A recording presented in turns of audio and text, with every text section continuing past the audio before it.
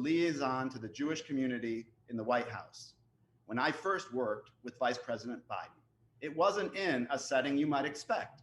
It was in a sukkah at his house at the Naval Observatory. The leader I encountered then did as any good sukkah host would. He was gracious. He was welcoming. He and Dr. Biden and their dog Scout treated every guest with dignity and respect. He exhibited his trademark decency. And now, just as having a sukkah helped to protect and sustain the Israelites during the difficult journey across the desert, Joe Biden and Kamala Harris are committed to helping us emerge from the difficult journey of the past 4 years. I saw the same thing with Joe Biden in every role I held during the Obama-Biden administration, as the White House Jewish Community Liaison, as a staffer on the National Security Council, at the State Department. Then as now, Joe Biden proved himself to be a person of integrity, intelligence, compassion, and core values, and, as you've heard before, a real mensch. You'll hear similar testimonials from nearly every one of the remarkable officials on the program today. You'll hear how principles rooted in Jewish history inform an agenda meant to heal, help, inspire, and give us hope that our best days can be ahead of us, if we're willing to work for it together. You'll hear what makes this election different, why the Biden-Harris ticket needs unified, wholehearted support from Jewish voters, how our votes, our mobilization, our activism can make a difference this fall in swing states and across the country. And we Jewish Americans are unified now more than ever, and we're at home in the Democratic Party. You'll hear why we must vote and why we must get all our friends and family to vote, and why we must continue to fight for our right to vote as we commemorate today the ratification of the 19th Amendment, which finally established women's suffrage in our US Constitution. That's 100 years ago today. Most of all, you'll hear how all of us can play a central role in reclaiming America's future and restoring the soul of our nation. So now it's my honor to introduce Rabbi Jackie Mates-Mushin to offer an opening invocation. Rabbi Mates-Mushin serves as the senior rabbi of Temple Sinai in Oakland, California, and is the immediate past president of the East Bay Council of Rabbis. Rabbi Mates-Mushin, welcome. Thank you, and good afternoon. We begin with gratitude. Eloheinu v'Elohei avotenu v'imotenu, our God and God of our mothers and fathers, we thank you for the strength that enables us to be here today. As we think of all of our fellow Americans who are sick, suffering, and who have died from COVID-19, we know that we cannot take our health and our well-being for granted. We are grateful for this technology that allows us to gather in meaningful ways, even as we must remain physically distant. Thank you for the knowledge and efforts of the DNC's leadership, who shifted to this virtual format so we could come together in a way that keeps all of us safe. And we give thanks for the candidacy of Joe Biden and Kamala Harris, two individuals who have taken on the mantle of leadership with all of the significant burdens and responsibilities that come with it. We are grateful for their integrity and their character, their dedication to serving the American people, and their support of the Jewish community as friends and as family. We are thankful that they will lead us as we work to heal and to repair the brokenness in our midst. In the Jewish calendar, we will soon enter the month of Elul, beginning our yearly cycle of reflection, renewal, and recalibration. It will culminate exactly 1 month from today on Rosh Hashanah. Judaism recognizes the value of taking stock on a regular basis, of understanding where we are, and of intentionally working to move toward where we want to be. In our country, we too enter into our time of preparation that will culminate in the election. It is a similar process of reflection for the United States, a time to examine where we are and decide where we want to go. We are grateful for this time because in so many ways we have moved away from our highest ideals, betrayed our commitment to life, liberty, and the pursuit of happiness for all. Our country has subverted the rights of the stranger. We have neglected the poor and the sick, and we have acted selfishly when we know we are to love our neighbors as we love ourselves. As we assess where we are, we know that our situation is dire, and change is a necessity. Therefore, eternal our God, and the God of generations yet to come, even as we express our gratitude for so much, we ask as well for the ability to create the better world that we envision. May we be inspired to forge new paths of righteousness. May we be steadfast and resilient in the face of the many challenges and obstacles that will come. May we remain unified in our efforts to ensure that compassion and kindness reign in a world now marred by greed and by hate. We are here not for the sake of politics, but for the sake of humanity. May it be with our support that Joe Biden, Kamala Harris, and the whole of the leadership of our nation be catalysts for goodness, for truth, and for justice. Adonai oz le'amo yitain, may God give strength to all people. Adonai yivarech et amo v'shalom, may God bless all people with peace. Amen.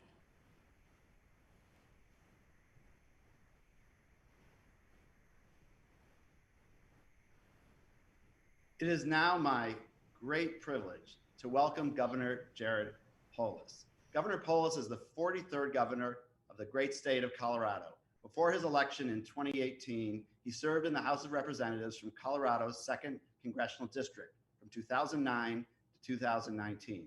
But most importantly for me, and what makes it especially meaningful to have you here, Governor Polis, as our first elected official, is that you and I met when you were a congressional candidate running for your first term in office in 2008, when I was working on the Obama-Biden campaign in Florida, and you as a new congressional candidate flew all the way across the country to South Florida from Colorado to leave the campaign trail in your own state to come and help President Obama. And we spent an incredible weekend together. You, me, my son was there too, and we campaigned in Miami, Fort Lauderdale, and helped bring out the vote that won that state for Obama and Biden. And I'm sure that it will happen again this year with Biden and Harris. Governor Polis. Thank you, Matt. It's good to see you again. And it's hard to believe that Seth is already a grown up. He was really among the youngest volunteers in that campaign. I don't think he was more than 11 or 12 years old. My own kids are 8 and 6 and are looking forward to getting out this cycle and doing what we can to elect Joe Biden and Kamala Harris. You know, I'm really thrilled that the Democratic Party is providing this effort, this work, this opportunity to elevate and celebrate Jewish voices at this historic virtual convention. We all thought we'd be in Milwaukee right now, but we're together in a safe way virtually. And I'm proud, of course, to serve as the very first Jewish governor in the history of Colorado. And it's also very heartening to see the increasing visibility of Jewish Americans throughout politics. This year, several of the candidates for President of the United States were of Jewish heritage. In fact, the runner-up, Senator Bernie Sanders, is Jewish. My good friend Michael Bennett is halakhically Jewish, and our senator from our state of Colorado. And of course, with the selection of Kamala Harris, our soon-to-be second gentleman of the United States, Doug Emhoff, is Jewish. Another reason that Joe Biden's selection of Kamala Harris was not just outstanding, but frankly, groundbreaking. And these are milestones that speak well of the inclusive nature of our nation, of the Democratic Party. But you know, amidst all this, we know that that anti-Semitism is on the rise. There are those who think and wish that anti-Semitism was a relic of the past, but we know that that's not the case. It was just 3 years ago when white supremacists marching in Charlottesville chanted, "Jews will not replace us." And we had a president who said that some of them were good people. You know, we need to work tirelessly over the next 77 days. That's what we have left, to send a clear and loud message that offering praise or sympathy for people who spread hatred and anti-Semitism should be disqualifying for anybody who seeks to unify and lead our great and free nation. You know, the contrast between Joe Biden and Donald Trump is extremely glaring. Joe Biden has been steadfast in standing against all forms of hatred, He's been a strong supporter of Israel, an opponent of anti-Semitism in all its forms. Joe Biden understands that diversity is a strength, and that an attack on any American on the basis of religion or race is an attack on America itself. Joe himself is a man of faith. His faith instills a sense of compassion in him, of honesty, of equality, of respect for people from all walks of life. And Joe knows that religion is not a prop, but is a calling to serve our fellow human beings. It was just the other day, yesterday, I believe, when President Trump revealed that the reason that he moved the embassy to Jerusalem was because of the evangelicals. Now, look, there's probably people on this call on all sides of moving the embassy. I myself would not have advocated moving the embassy precipitously, while of course recognizing that Jerusalem is the eternal capital of the state of Israel. But for once, President Trump was honest about his motives. It wasn't because of a belief that Jerusalem is the capital of the state of Israel. It wasn't because of any deeply held belief in the Jewish state. It was simply what he said it was, an appeal to evangelical voters. And I have friends on both sides of when or how or if the embassy should be moved, as I'm sure that we all do. But it should not be moved, and I think we would all agree, simply because evangelical voters in America want it moved. It should be situated because of where we can best support the peace process, the stability and survival of the Jewish state of Israel. I had the opportunity to get to know Joe Biden during my decade in Congress, 8 of which he was the vice president of the United States. And I know that he's wholeheartedly committed, in public and private, to building an America where everybody's treated equal, regardless of their religion or religious heritage. And there's really no better example than Joe's decision to make Kamala Harris his running mate. Senator Harris is a great public servant, and she too is committed to building an America where no one is treated unequally because of their race, sexual orientation, gender, or religion. I'm excited to work alongside all of you to make sure that January 20th, 2021, we have the opportunity to watch these 2 outstanding Americans get sworn in as the next president and vice president of the United States, so that we have leadership in Washington that Jewish Americans and all Americans can really look up to as a unifying force rather than a divisive force, a force for love rather than a force for hate, a force for global stability rather than a force for global chaos. That's the stark contrast that we have this election. And I want to thank the DNC Jewish Council, all of you, for participating in this convention. Your work is critical for our party's success. We need to make good on the promise that our nation, the United States of America, is one in which any child, whether they're Jewish or Christian or Muslim or Buddhist or Hindu or atheist or any other religion, any child can grow up knowing there's nothing that they can't achieve if they work hard. So let's get out there. Let's elect Joe Biden and Kamala Harris. I look forward to joining with you to get out the vote in the Jewish community and make sure we make the strong, persuasive, moral case to any Jewish Americans who may be on the fence in this critical election in our nation's history. Thank you. Thank you, Governor Polis, for those outstanding and meaningful remarks in regards to your family as well.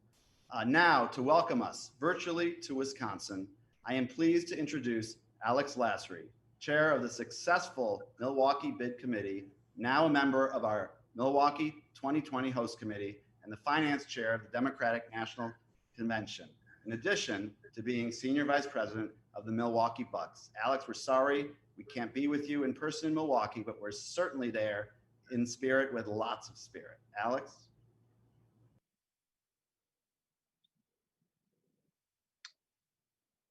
Well, hey everyone. It's good to be with you, and I am excited by everything that you guys are able to join us. I'm really sad that everyone can't be in Milwaukee. When we first went for this bid, one of the things that I was most excited about was that there were going to be 50,000 people here who were all going to have a chance to see what this great city is like. It's a city that 6 years ago I moved to and fell in love with. And today on this perfect Milwaukee day, it would have been, really special to have all of you there and to, see the great things that Milwaukee has. We not only have some great sports teams, but in the summertime, I really don't think there's a better city. Being able to, put on the bid, we were going to show the world that Milwaukee is this top tier city. And one thing that I also know about the city is the importance of, I actually think, the strong Jewish community that's here. When I moved here 6 years ago, and you hear of Milwaukee as this German beard town, you wouldn't think it was a place that had this strong, important Jewish community. But all around the city, you've got this great Jewish museum and a place where I think it's really welcoming and open for people of all faiths, and especially the strong Jewish faith that we have here. And that's what's important also about this election. What you see in this election is Wisconsin last time in 2016 went for Donald Trump by less than 1%. The Jewish vote in Wisconsin is somewhere between 3 and 5% each cycle. And so if we come out to vote, and if the Jewish people stay strong and together for the Biden-Harris ticket, we can make sure that we swing this election for Joe Biden and make sure that the interests of Jewish people and the interests of Israel are taken care of. There's been this rise of anti-Semitism that's happened all across the country, and you have seen this administration actually fan those flames and pour gas on them. And I know, from having worked in the Obama-Biden administration, and from my time working, getting to know Senator Harris, I know that those are two people who will stand up for the Jewish community and the state of Israel. And I couldn't be more proud to have them, take their nomination from this convention virtually from Milwaukee. And again, I just want to welcome all of you. I'm sorry you couldn't be here in person. I hope to see you here next year if you just come to visit. I think last, I'd be remiss if I didn't say go Bucks, as we're in our opening playoff game. So thank you. Thank you so much, Alex. And we will definitely take you up on that offer to come to Milwaukee next year and beyond. So now it is my great personal pleasure to introduce my friend, my old boss, my current boss, and frankly, one of my favorite bosses of all time, the chair of the Democratic National Committee, Tom Perez. Tom began his career as a civil rights attorney for the Department of Justice, prosecuting racially motivated hate crimes. In the Obama-Biden administration, he was appointed head of the Justice Department's Civil Rights Division, where we worked together, again, before being appointed Secretary of Labor by President Obama in 2013. Thank you, Tom, for your leadership of the DNC, for helping this be the most unified DNC and Biden for President campaign ever. And take it away, Tom. Thanks, Matt, and good afternoon or good morning, depending on where you are. It's an honor to be here. Matt's been a great friend and colleague for some time, and I really appreciate everything you have done. I also want to give a special shout out to Alex Lasry.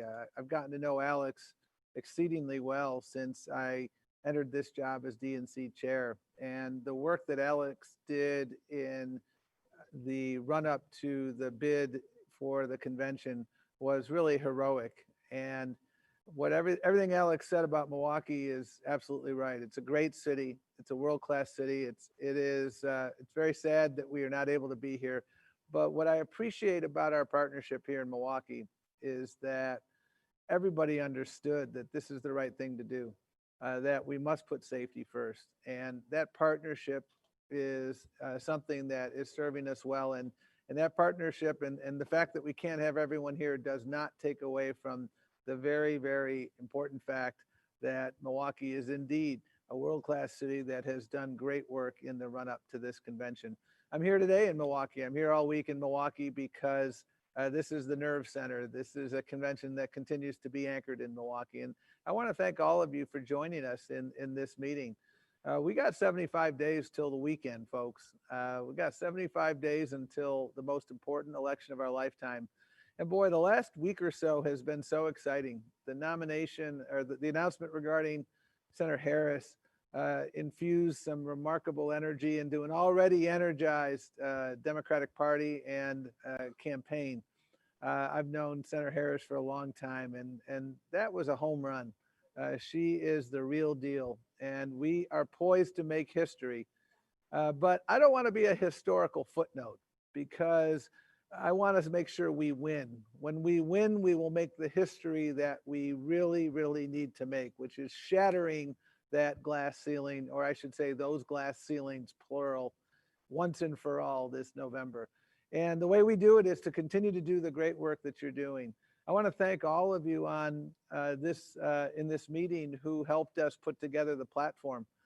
I'm very proud of our platform. It is it's both inspirational and aspirational. It was the product of a remarkable amount of dialogue, debate, discussion. I never worry about having spirited debate. I never confuse debate with division. If you don't have debate, you're not going to get the right product. And everybody came together. And I'm really proud of what we say, for instance, about the continuing need for a two-state solution in Israel, the need to respect the Israeli people and the Palestinian people. And frankly, this president has abdicated all of his moral authority to lead in this. And the only person who has the credibility among all of the stakeholders there to help build a lasting peace is Joe Biden. And it's one of many reasons why we need to elect Joe Biden this November. And as I was looking at the list of people who are participating on this call, it's a powerhouse list of people. And you are all working together. As Alex pointed out, elections are won and lost at the margins. If we make sure that 3-4% of voters in Wisconsin who are Jewish turn out for Joe Biden and Kamala Harris, we lost Wisconsin by 21,000 votes in 2016. So every vote makes a difference. And we have built an infrastructure across the country like never before. We're organizing everywhere. We have 2,000 strong on the campaign right now, in the coordinated campaign. And it's a remarkably diverse array of organizers. We have made sure that we had quality, diverse, homegrown organizers. So those organizers in North Carolina are almost all from North Carolina. The ones here in Wisconsin are largely from the state of Wisconsin. And so that sort of attention to detail is enabling us to move forward. I want to give a special shout out to my good friend, who I think is speaking shortly, Mayor Garcetti, who helped lead the search for the vice presidential candidate. Thank you, Mayor Garcetti. In addition to your 24-hour-a-day job, you added 2 hours to each day to assist in that effort. And we are very grateful for the work that you've done. And thank you, Tom. We got to do this. We can do this. We will do this. I was so excited last night, and I hope you were inspired as well. This is a convention for America. This was a convention last night where we celebrated the diversity of our party. We just celebrated all the work that we're doing. We had a sober conversation about the absolute failures of this president. You heard from Republicans, Democrats, and independents about the failures of Donald Trump and the need to elect Joe Biden. And we're going to move forward tonight. We're going to be talking tonight about leadership, because that's what we need. We continue to need leadership, and you're going to hear from some remarkable leaders. And I know you're going to love Dr. Biden tonight. I got to know her when I was working for Team Obama, and she's the real deal. And she'll be speaking from from a schoolroom where she actually taught years ago. So I think it's a really appropriate setting. So again, thank you for all you're doing. Thank you for your work on the platform. Thank you, Wendy, for your work on the platform. Thank you to all of you for what you continue to do. When we're together, we're at our best. And boy, the unity of this party right now is palpable. And it's because of all of you on this call. So let's continue that work and march across the finish line, take the Senate, expand the House, win some state houses, reapportion so they don't attack the union movement and state governments, but rather they embrace the union movement. Thanks for all you're doing, and I appreciate your time. Thank you, Tom, for your leadership and for all that you do for our party. No one works harder. I'm now honored to welcome a highly distinguished panel of 4 inspiring and outstanding Jewish Democratic leaders to discuss core issues at stake in this election for our community. Mayor Eric Garcetti, Ambassador Wendy Sherman, Ambassador Fitz Haney, and Randy Weingarten, who will moderate the panel. The first elected Jewish mayor of Los Angeles, Eric Garcetti is a rising Democratic leader, the only Jewish Latino co-chair of the Biden campaign, co-chair of Joe's Vice Presidential Search Committee. He has led Los Angeles to raise its minimum wage, to pass one of the nation's boldest transportation plans, and a groundbreaking initiative to house the homeless.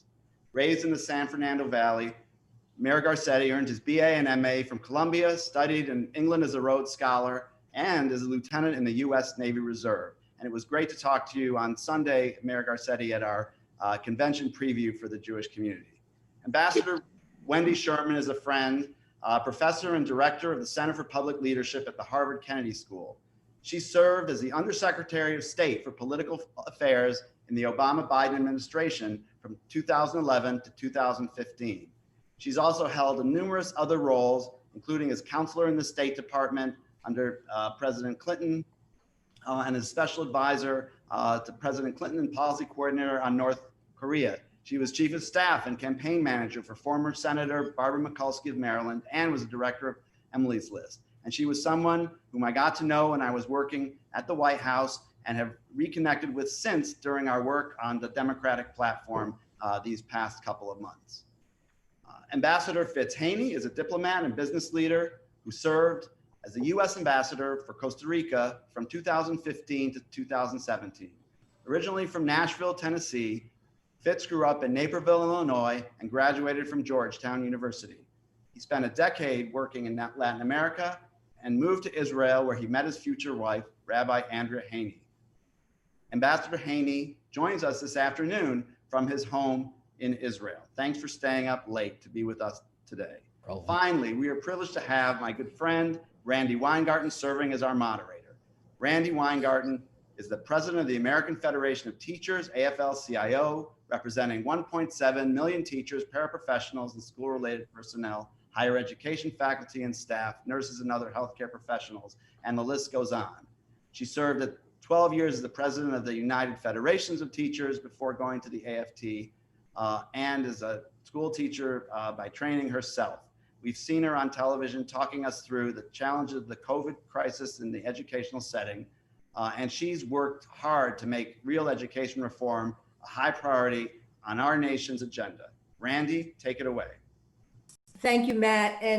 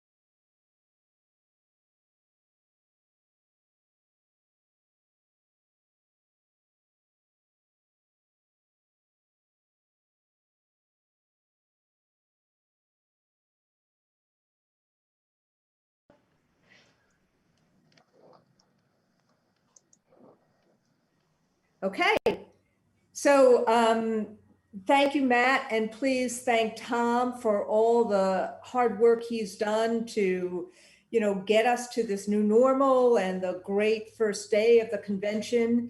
And we have a pretty amazing panel today, as Matt has introduced, in Ambassadors Haney and Ambassador Sherman, or Ambassadors Haney and Ambassador Sherman and Mayor Garcetti. And, I am honored to kind of do double duty here today, in that Ambassador Haney and I were teasing before because we're both married to rabbis. And often we kind of tease each other sometimes in terms of, so what does it mean for the Jews? But here you have, in Mayor Garcetti, Ambassador Sherman, and Ambassador Haney, three public officials, three public servants who also happen to be Jewish. And while all of us have our own unique stories about, the lenses by which we look at everything, I do want to ask all three of you, because you've had amazing careers, and you also have a unique perspective through the lens of your Judaism. And so would you reflect for a second, or for a few minutes, on your family or your own path to this moment, and how, if at all, has your Jewish values been a part of who you are today, and why you're standing here or sitting here virtually as a part of a coalition that wants very badly to elect Joe Biden and Kamala Harris? And why don't we start with Mayor Garcetti? Well, thank you so much, Randy. And I'm the token non-ambassador on the panel, so thank you for including me. And so great to be with you. And thank you, Matt, as well, for bringing us together, and Aaron for all the outreach that you're doing in the campaign. Look, my family story is like many.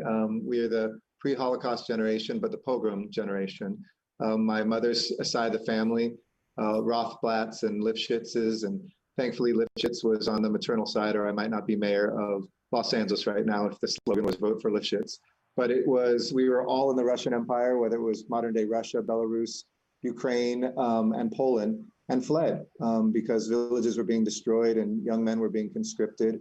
We were war refugees, which interestingly enough, on my Mexican side, my father's side too, my grandfather as a baby was carried over the border in his mother's arms during the Mexican Revolution. When I think about the immigration policies of this country right now, I think about how I literally wouldn't be here if we hadn't had a country that accommodated both sides of my family. But the Jews came through New York and went to Ohio. They were seamstresses and tailors.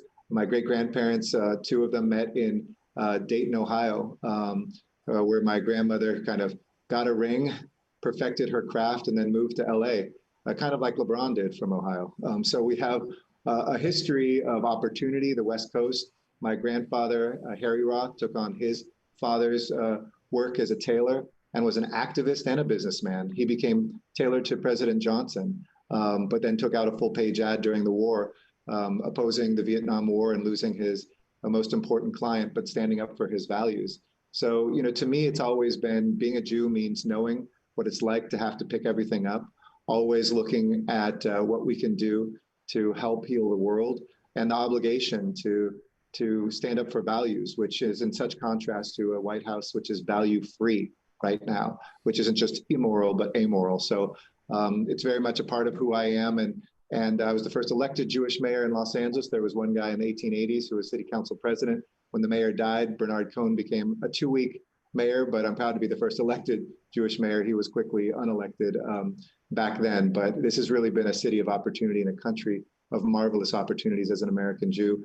And one last thing I'll say is, I think when I look at Joe Biden right now, it's neshama, the soul. I loved when he spoke about restoring the soul of America. So when he asked me to be national co-chair of this campaign, I said, I don't know if I'm your token Jew or your token Latino or token both, token East Coaster. West Coaster with a lot of East Coasters, but it was the honor of a lifetime. And I know that he and Kamala Harris, who, by the way, will bring the second gentleman who is a member of the tribe into this administration. I'm so excited to serve alongside both of them in this campaign. Thank you, Mayor. We're teaching people a few Hebrew words: neshama, the soul, and Tikkun Olam, healing the world. Ambassador Sherman. Well, I'm going to come a little bit further up in time, though I am the child. My parents came over from Russia, Ukraine, and Poland in a similar journey to what Eric described. And please call me Wendy, Randy. We know each other for way too long. And I want to talk about the 1960s. My parents had moved east, actually, from San Francisco. And my mother had grown up in Baltimore, and they had my older sister, and my mom was pregnant with me. And so they moved back to Baltimore to be near family. And in the 60s, my parents went to a Rosh Hashanah service. Rabbi Morris Lieberman was the rabbi of Baltimore Hebrew congregation at the time. And 2 weeks earlier, he had been arrested for trying to be part of a clergyman's group to integrate Gwynn Oak Park right outside of Baltimore City. And he thought he owed his congregation an explanation about why he was arrested. My dad at the time, my mother worked at home.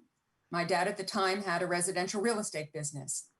And so Rabbi Lieberman said that he'd been a chaplain during World War II. He'd been at the liberation of Dachau. And he wondered what the priests and the ministers had preached to their congregations on Sunday as Jews and gays and gypsies were taken off to the concentration camps. And he thought for himself in the 60s in Baltimore, his responsibility was to try to end the degradation and the discrimination of African Americans in Baltimore.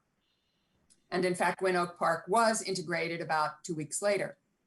My parents were very moved by the sermon, and my dad went to meet with the rabbi and said, you know, I'm very moved. What can I do to help? And the rabbi said, you are more powerful than any minister or rabbi or imam. You could advertise all of your sales to anybody who wanted to buy the house. There were no open housing laws in Baltimore at that time, I can assure you. And my father said, well, if I do that, I'll be run out of town. And the rabbi said, as rabbis are wont to say, and Randy and Fitz, you'll both know this, but you asked me what you could do. This is what you can do. And so he went home and he talked with my mother, and he did it. Within 6 months, he lost 60% of his listings. By the end of the decade, he had to close his business, even though he'd added other things to his business to try to keep it going. But my parents took us on civil rights marches as kids and helped us sit in to get public accommodations in restaurants. But my parents taught me a profound lesson, which that it takes courage sometimes in life to do the right thing, but if it is the right thing to do, it is worth doing. And they taught me a life of public service, that to be Jewish, as Michelle Obama said last night in her remarks, it is to act, it is to do. It is not just to be and to think and to whine and complain, it's to do and to act. And we have a candidate in Joe Biden and a vice presidential candidate, thank you, Mayor Garcetti, who believe in doing, in acting, in understanding that it takes courage to do the right thing, but it is absolutely worth the cost. And we have a president who has no idea what I'm talking about. Thank you, Wendy. And then Ambassador Haney, you've been through just a Fitz lot. is fine. And this is what my parents always taught me. You always are, we always actually have to respect, not our elders, but respect the kind of positions that people have gotten and done and earned. And all three of you have earned those positions and those titles. But tell us what, the same question, what has your Jewish values brought to bear here? Yeah, thank you, Randy, and thank you for moderating, and Mayor Garcetti and Wendy and Ambassador Sherman, thank you. It's an honor to sit on the panel with you guys. My story, I'll bring even further. I'll continue with the progression here.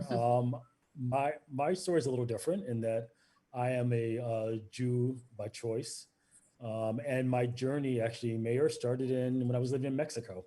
So my journey to Judaism and my journey to Where I am today began in a community, in a Jewish community in Mexico City, where I had, growing up Catholic, become separated from my birth religion and thought that if I studied what is known as the Old Testament, I'd be reconnected to my birth religion, thinking mother religion, daughter religion, it'll work.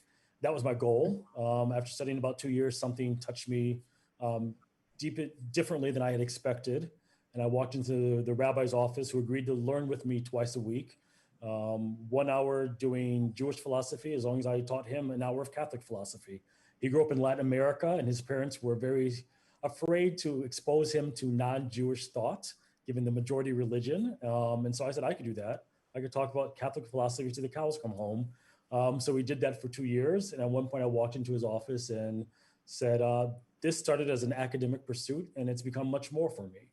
And he said, yeah, I knew that. I could have told you that after our third meeting, but you had to come to me to say that. And that was my first instance where I said, Judaism's been around for over 5,000 years. You guys have to be more efficient than this. If you knew that, you should have told me on the third meeting and we could have cut out the last year and a half.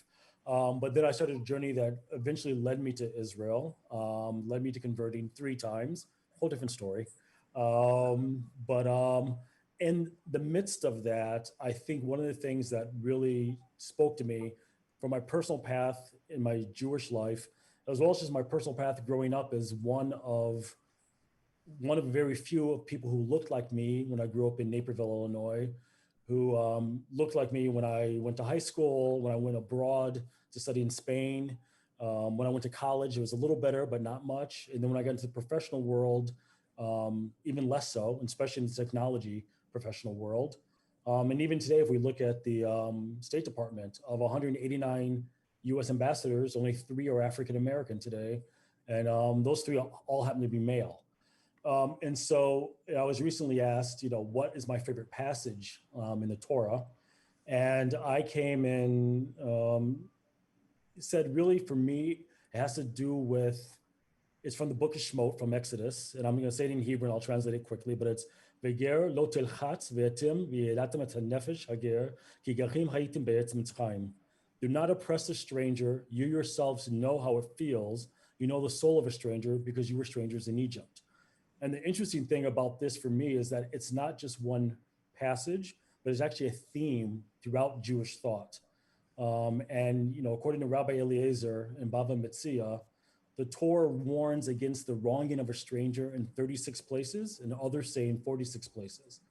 So this means that the commandment to protect, care, and love the stranger is found more frequently than any other positive commandment in the Torah.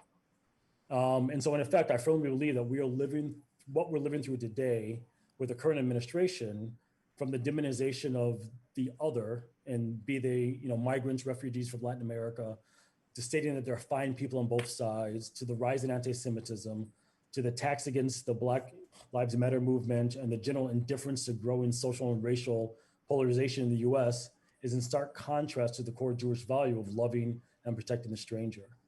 And I think in this election, it's incumbent upon all of us to do whatever we can to reestablish the moral character of the US, exactly what Michelle Obama said last night, and to once again recognize the humanity and, in my opinion, image of God that is carried in all of us, regardless of race, religion, or ethnicity. And in Vice President Biden and Senator Harris, we have the candidates, we have the team that will help us put us back on the right track. Thank you, Fitz.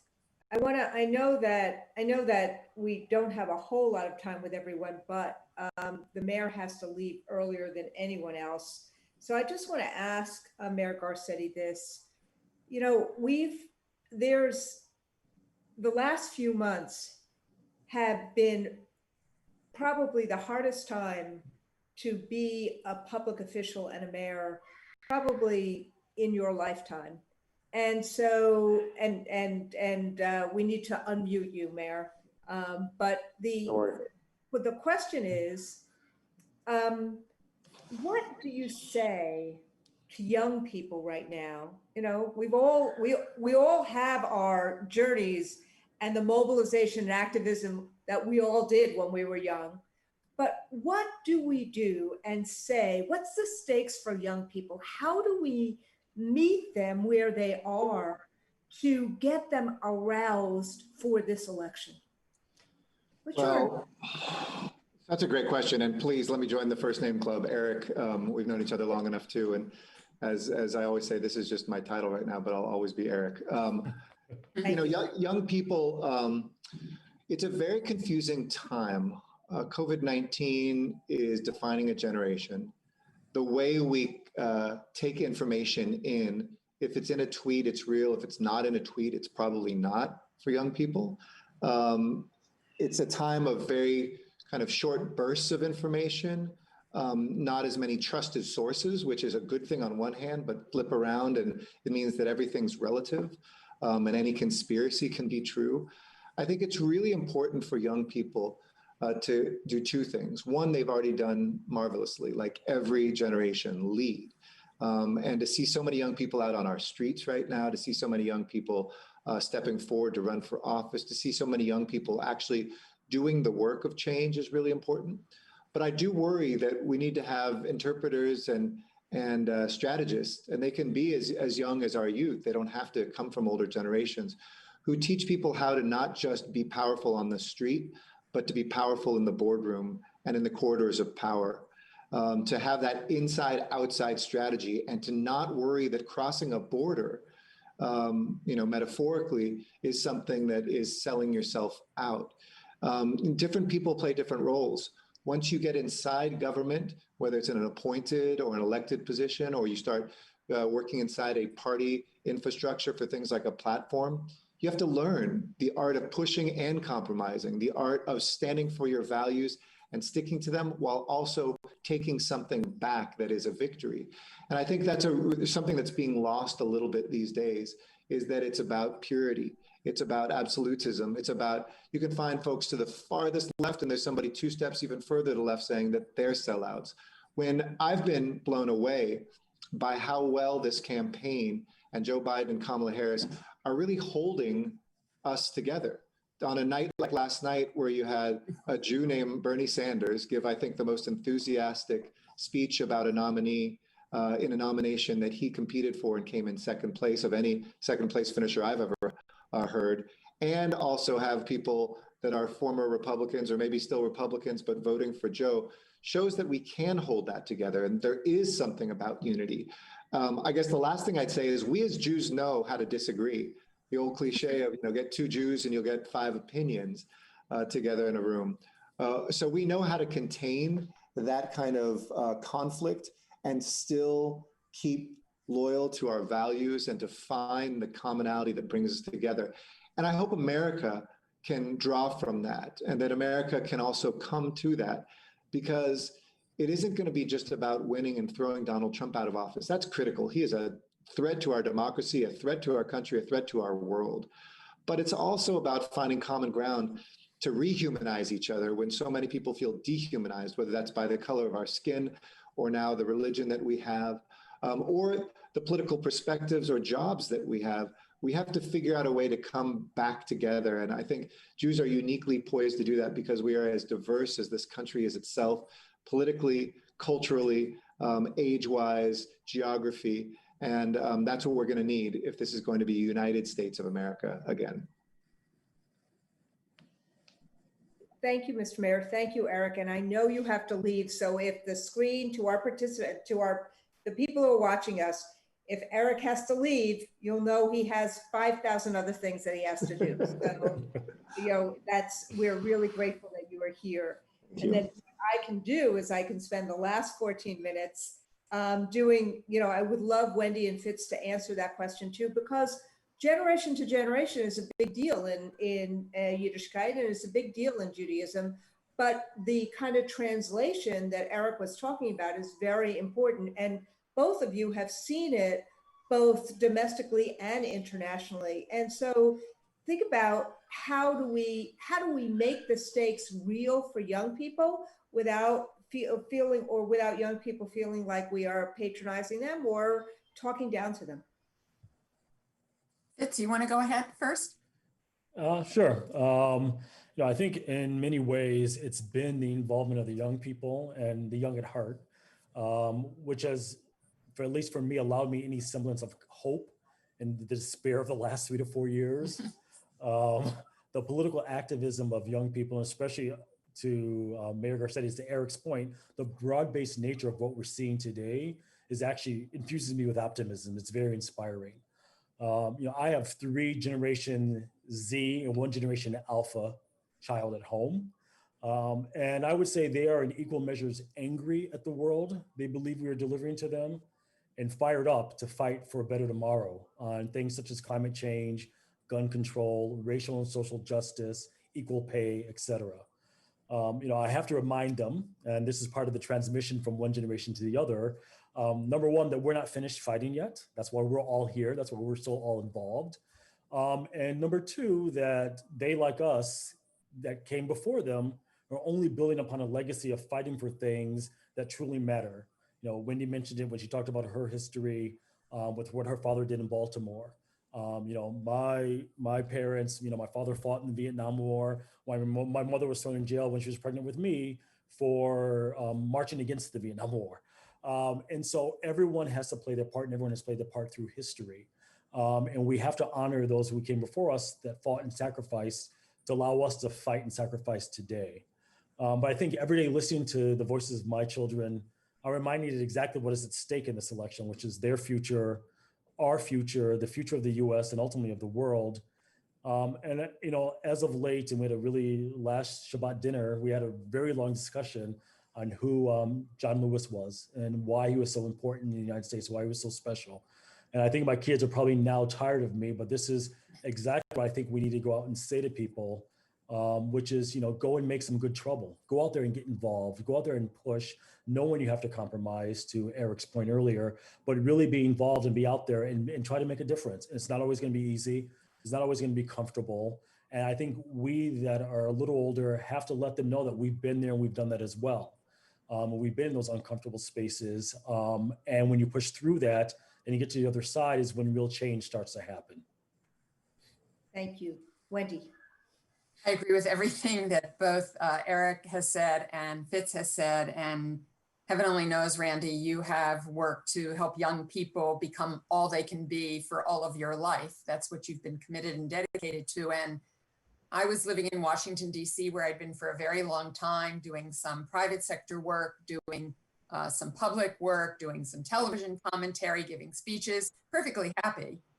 When I got a call, would I come and consider leading the Center for Public Leadership at the Harvard Kennedy School? Nothing I'd ever imagined I would do, quite frankly. And my husband and I decided to do it as an adventure. It didn't hurt that we have our daughter and our 2 little grandsons up here in this part of the woods. My daughter's a fierce immigration lawyer and teaches immigration law at Boston University and runs the Immigration, Asylum, and Human Trafficking Clinic. So she is carrying on that fierce, get into trouble, sometimes more than I'd like her to, but I admire what she does tremendously. But I went to the Kennedy School because there's nothing we need more right now than principled, effective, just public leaders. Half of the students at the Kennedy School come from the rest of the world. This is not just a deficit here in the United States, it's a deficit all over the world. And in most of the world, the majority of populations are under the age of 35, if not under the age of 30. The future is young people. And they are beginning to say they're not going to wait.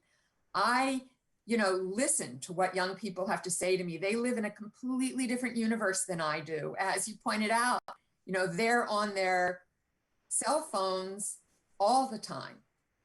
As the mayor said, unless it's a tweet, nobody knows that it's happened. It's a very different universe, and they help me understand where the world is. So I learned from them, and I hope they learn from me something about how to move from protest to policy, how to, in fact, take what you are doing on the street and make it into real change. Very hard to do. It takes persistence. And as I titled in my book, it's not for the faint of heart. Right. It's a long time. We see that, and I'm gonna, I'm dying to ask both of you the question that probably everyone who's watching this is saying, wow, you got two ambassadors, you got to ask the Israel question. But the whole notion of protest and politics, activism and elections, that one is not enough. And I think that often when President Obama was elected, people thought that just that one act would actually make everything better, as opposed to there's so many other things that has to happen in that journey. In some ways, just like the journey out of Egypt was 40 years, step by step, day by day. And that kind of learning and teaching of how we teach about incremental, step by step, finding hope in the engagement and in the empowerment is so important. As a K-12 teacher, it was so important. I'm sure you're seeing that in terms of the college level as well. But I also think that Bernie Sanders did an extraordinary job last night in actually talking about how democracy was so important and that he would work with anyone, conservative, liberal, progressive, on the issue of maintaining our democracy so that we can actually fight for another day on all of these kinds of issues. But the piece that both of you have been doing so much, you Fitz in Israel right now, you Wendy in the work that you did to try to create the prospects for peace. Let me just ask both of you, what do you think the prospects for long-term peace are in Israel right now? And what do you think that they would be between Israel and the Palestinians in a Biden-Harris administration? Wendy, I'll let you take that one first. I would say, Fitz, you're in Israel. You probably should speak first. Look, we're in a really fraught time. We all knew, whether you were at Camp David, at Wye River, Shepherdstown, and I was lucky to spend time at all of them during the Clinton administration. We could never get to peace unless you had partners for peace, unless you had leaders in the region who wanted peace and to make peace. And that hasn't been the case for some time now. And the Trump administration, the famous Kushner plan was sort of dead on arrival. It didn't even make it to first base, really. And there was a real, I think, lack of understanding of the work that needed to be done here. I thought it was just, we were talking about this before we got started, completely, I don't even know what the right word is, insane for the president to stand outside of Air Force One yesterday in Wisconsin and say, I moved the capital to Jerusalem for the evangelicals. The Jews don't even care. The Jewish people don't even care. That's an insane statement on so many levels. One, Jerusalem has been the capital of Israel. The president moved the embassy. Of course we care about this. In the platform that we just wrote, that Randy, you were part of, we said that Jerusalem is the capital, understanding that the Palestinians want this to be their capital as well, when and if they get, I hope someday soon in my lifetime, a state that leaves Israel with peace and security and the Palestinians with a home of their own that they can call a state. But we are in a very tough place. Now, I do want to say, I'm glad that the UAE has recognized Israel. That's a good thing. But it has happened in a vacuum. It's a tactic. It's not a strategy. And it hasn't been clear to me at all that the Trump administration has any strategy in national security and foreign policy, only a series of tactics, photo opportunities, tweets, and rhetorical statements. So there's no one listening to this who does not want to ensure that Israel has peace and security forever. I just don't see that Donald Trump is going to get us there.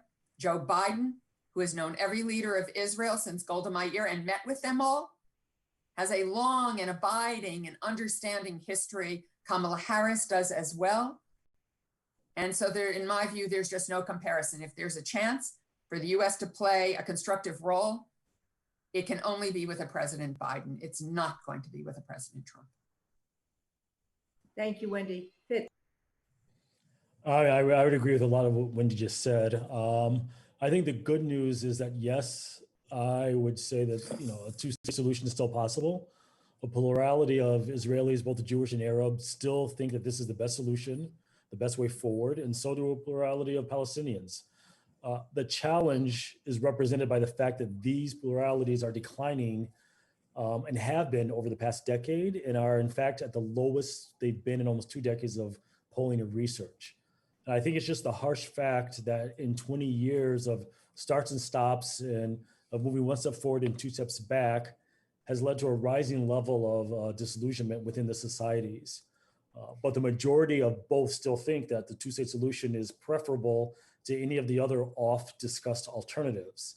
But it's going to take a lot of hard work that can only be done between the Israelis and Palestinians if we're going to make the vision a reality.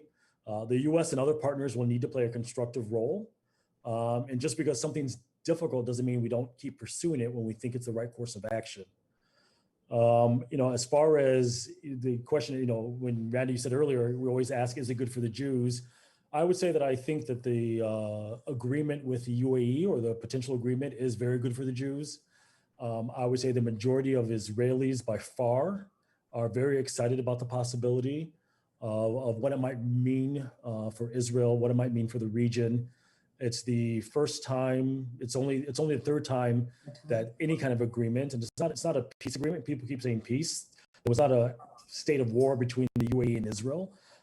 It is an agreement to normalize relations. It's very historic and very important. It's only the third type of such agreement between Israel and an Arab state, and the first one since Jordan back in 1994. So it is historic. It is very important. I think locally people are hoping it's the first of many. At the same time, I think it's very important because it did take off the table the concept of unilateral annexation as well. I think to Wendy's point that part of the Trump plan was dead on arrival. I think for the majority of Israelis, definitely for the Palestinians. And if anything would have killed the possibility of achieving the two-state solution, it was definitely unilaterally annexing swaths of the land. So, I think that it's a step in the right direction, but there's a lot of the hard work that needs to be done between people to people, and the right leaders to place on both sides to really be able to engage a Biden-Harris administration, which will want to help the two sides move toward, a good solution. So I'm hopeful, but not wary, but kind of a wait and see where things end up. Can't thank the two of you enough. I want to say thank you again to Matt and to Tom Perez. I want to say thank you to Mayor Garcetti, to Ambassador Sherman, to Ambassador Haney. These are 3 public officials and public servants that walk the walk and have shown how you can live your values and make your values real. And that's part of the reason why we are all working for and voting for Joe Biden and Kamala Harris. Thank you, everybody. Thank you, guys. Thank you.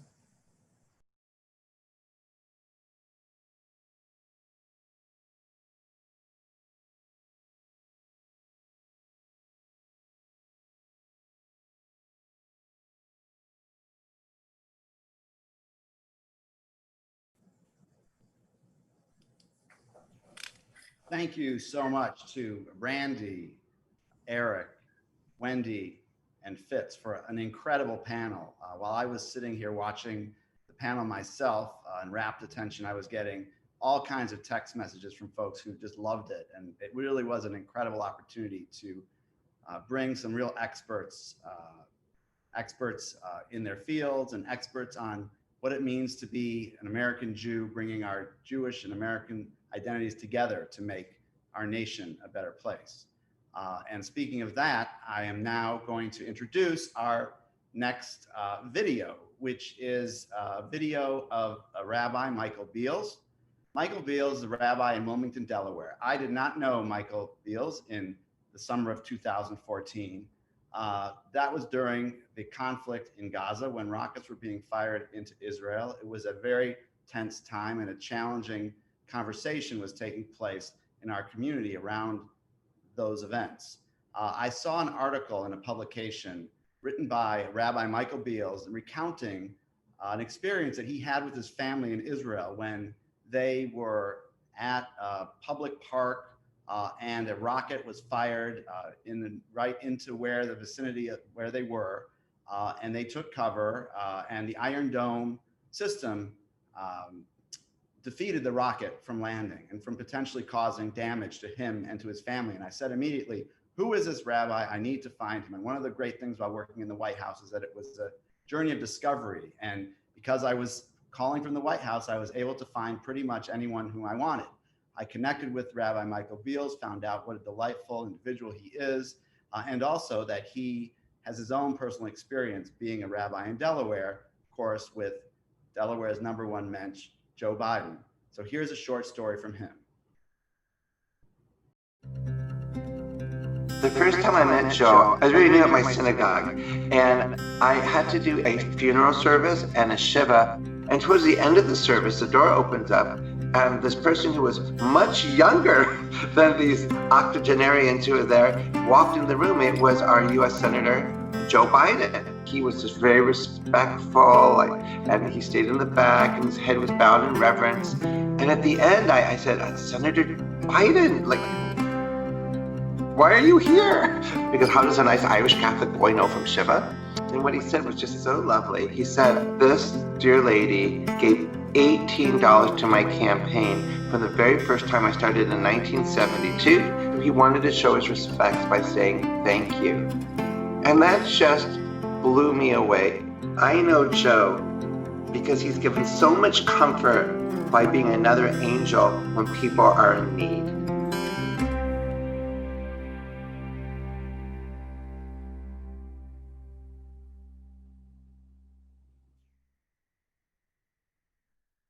What a moving story. If you didn't already, now you know Joe, and you know that he knows us. So now it's my honor to welcome the senior senator from Maryland, Senator Ben Cardin. Before being first elected to the United States Senate 14 years ago, he served in the House of Representatives from 1987 to 2006. And before that was the youngest elected Speaker of Maryland's House of Delegates from 1979 to 1986. Senator Cardin is a champion for civil rights and human rights, healthcare, retirement security, U.S.-Israel relationship. And from my own experience, he's someone who has worked hard to help Holocaust survivors in need and was a big part of the Holocaust Survivor Initiative that I had the opportunity to work on with Vice President Biden and partners in the Congress like Senator Cardin. Senator Cardin served in the Senate with then Senator Joe Biden and Senator Kamala Harris. Thank you so much, Senator Cardin, for being with us today. Well, Matt, first of all, thank you for your leadership. We really appreciate you bringing us all together, and it's good to be here. I see my colleague Jackie Rosen on the screen. I see Adam Schiff on the screen. It's good to be here with my colleagues in the United States Congress, great champions for the Jewish community and for the American Jewish Israel relations. So it's great to be here. This is truly a unique convention. We know that. Not because it's virtual. This is a unique convention because it's all about starting the process to save our democracy. This election is about saving America's democracy, saving who we are as a nation. It's that fundamental. I think about my grandparents who left Europe to escape religious persecution. They came to America because of the values of this country. The values of America is what make this nation the great nation it is. And those values are very much compromised today by Donald Trump's presidency. Just think of Charlottesville. We were not surprised to see that there are white supremacists or anti-Semites here in America, but we were shocked to see that the president of the United States gave credibility to white supremacists and to anti-Semites. And it was not an isolated example. He's done that over and over again. There's a direct correlation between the president giving rise to nationalism and the rise of anti-Semitism. We know the risk factors that come with the rise of nationalism. And there's so many other of our values that Donald Trump has just trampled all over during his presidency. I could talk about the unity that we've seen globally in the United States on standing up for democratic principles, and how this president has isolated America and isolated America's effectiveness globally. Now, that hurts America, but it also hurts the state of Israel that depends upon the partnership with the United States on global politics. I know Joe Biden. I've served with Joe Biden in the United States Senate. He was the chairman of the Senate Foreign Relations Committee when I was honored to serve on that committee when I was first elected to the United States Senate. I've seen him in action. I know his knowledge of the importance of the special relationship between Israel and the United States. He knows the history, and he knows why it's so valuable today to the United States and Israel. And he's delivered on that relationship. The security alliance, the security arrangements, as well as Iron Dome, as well as David Sling, Arrow 3, all those programs were strengthened, initiated because of Joe Biden's leadership. He represents American values, which is critically important to the Jewish community. Kamala Harris, I've served with in the United States Senate. Her commitment to social justice is what I grew up with in my family, in my Jewish family, the values that we had as Jews, recognizing tikkun olam, our responsibility to prepare the world, tzedakah, to help others. That's embodied in our ticket of Biden-Harris. And when you compare that to the person that's in the White House, literally, we cannot take any more time with Donald Trump as president of the United States. The Jewish community is at risk. America is at risk. The global community that believes in democracy is at risk. So my plea to you is this. We need to work every day between now and the election, because the election is our opportunity for change. The Jewish community and the Jewish votes are going to be critically important in every state in this nation. We have critical House races, critical Senate races, and the Jewish vote could very well be determinative. And of course, we know there are battleground states that are going to be very, very important in regards to the Jewish vote, including Florida, Michigan, and Pennsylvania, and Arizona, and Georgia, and the list goes on and on and on. So we need to be organized because, quite frankly, my grandparents made the courage to come here to America because of the values of this country. It's now our responsibility to make sure those values are protected. I think my grandparents would be surprised to learn that their grandson now serves in the United States Senate, but they would recognize that is why they came to this country. We need to protect it.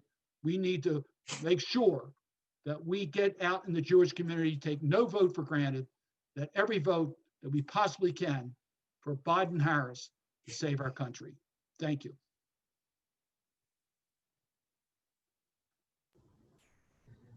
Thank you, Senator Cardin, for motivating us to do more in these remaining 70 plus days before the November election. It is now my great pleasure to welcome Senator Jackie Rosen of Nevada. Before being elected to the Senate in 2018, Senator Rosen represented Nevada's 3rd District in the 115th Congress. She is the first member of her family to graduate from college and a proud former member of the Culinary Workers Union Local 226. Most relevant to this meeting, perhaps, Senator Rosen also served as the president of Congregation Ner Tamid in Henderson, Nevada. And Senator Rosen was very gracious last week in agreeing to address our inaugural Rabbis for Biden event that featured more than 600 rabbis and other clergy. And we are so pleased that she is joining us today with 2,000 people who have registered for this call. Senator Rosen. Well, thank you for that wonderful introduction. I want to also say thank you to Senator Cardin for his remarks, because my grandparents too came to America for that very same reason. And I'm sure that they'd be so proud to see me here, all of us here, but to see me here today representing my family and my community. And so Like you said, I'm Senator Jackie Rosen, and I am proud to represent the great state of Nevada in the United States Senate. I am the third Jewish woman to be elected to the United States Senate, the first former synagogue president as well. And I have to just tell you that right now we do understand that this is a critical time for our Jewish community, because to quote my friend Joe Biden, the soul of our nation is at stake during this election. And I don't need to tell you that in countries around the world and right here in the United States, no issue threatens the Jewish community more than the alarming rise of anti-Semitism. We've seen anti-Semitic attacks, the acts of hate on the news from Europe and the Middle East, to violence in our Orthodox communities right here in New York, our deadly attacks on synagogues. These are not isolated incidents. They represent a slide backward towards one of our darkest chapters. When neo-Nazis marched in Charlottesville chanting "Jews will not replace us," President Trump failed to condemn this violent anti-Semitism and even praised white nationalists as very fine people. He accused American Jews of being disloyal by voting for Democrats. He's repeated anti-Semitic trope about Jews and money. He praised Henry Ford's good bloodlines, and he's amplified calls for white power. He cozies up to strongman. He includes dictators from Eastern Europe who are on the vanguard of anti-Semitism. It is clear that both here and abroad, President Trump's emboldening of white nationalists, the normalization of anti-Semitism, and the use of anti-Semitic tropes has led to increased hatred targeting us Jews. In Congress, I've worked to address this problem by launching the first ever bipartisan task force combating anti-Semitism, the first one ever in the Senate. We're going to fight hate domestically and abroad, and I've introduced and sponsored numerous bills to tackle this issue, including the Holocaust Education Bill, to help stop hate before it starts. But if we want real, meaningful action, then we need to change who is in the White House. And Joe Biden is the change we need. We need to return to a time when leaders stood strong by American values. They stood strong on the world stage. Joe Biden's experience as vice president, as chairman of the Foreign Relations Committee, he's done that. He knows world leaders, and world leaders know him as a man of his word. These are the attributes that will restore America's decency and dignity and respect on the world stage. And it's going to allow us to confront anti-Semitism head on. And Joe Biden has made it clear that in his administration, he will not only support our Jewish community with words, but he will make fighting anti-Semitism a priority and extremism a priority. I've also had the chance to work alongside Kamala Harris, including on the Never Again Education Act. So I know that with this ticket, we have allies in the fight to make sure that never again means never again for anyone. In this election, our choice is clear. In this election, we know what's at stake. We know the values of Tikkun Olam. We know what it means to give to tzedakah, to do charity, to do good work, to take care of our neighbors and our family and our friends, and to leave the world a better place than how we found it. That's what a Biden-Harris ticket wants for our country and our world. One that is aspirational, that will dream where we need to and fight where we need to.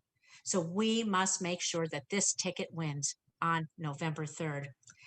With your help, we will make this happen.